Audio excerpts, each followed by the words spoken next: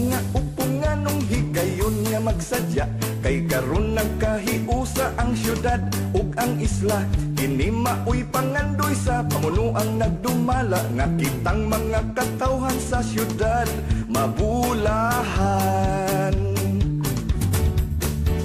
Ayaw ka mo pagtuuni anang mga istorya. Nga kurap ang nagdumala ning matahom nga syudad ta. Sultihan ko kamo pero kini sekreto. Ang tinuod nga kurap in taon mibudhi na. Ang syudad ug ang isla, ang Congressman Boy Radaza. Ang syudad ug ang isla, ang Mayor Paz Radaza. Ang syudad ug ang isla, sa kinabangong Vice Mayor Marcialicong. Busa mga katawhan dili na magpalingla sa mga kandidatong ang saad na nubra na. Musuroy og balay sa aran tibuok pamilya. Unya og muda og duulon likay dayon.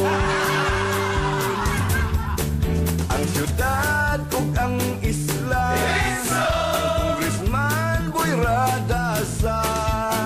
Ang syudad ug ang isla, ang Mayor Paz Radaza. Ang syudad ug ang isla, sa pinabangong Vice Mayor Marcialicong. Ayaw ka mo pagtuuni anang mga istorya. Nga kurap ang nagdumala ning matahom nga syudad ta. Sultihan ko kamo pero kini sekreto. Ang tinuod nga kurap in taon mibudhi na. Ang syudad ug ang isla, ang Congressman Boy Radaza. Ang syudad ug ang isla, ang Mayor Paz Radaza. Ang syudad ug ang isla, sa pinabangong Vice Mayor Marcialicong.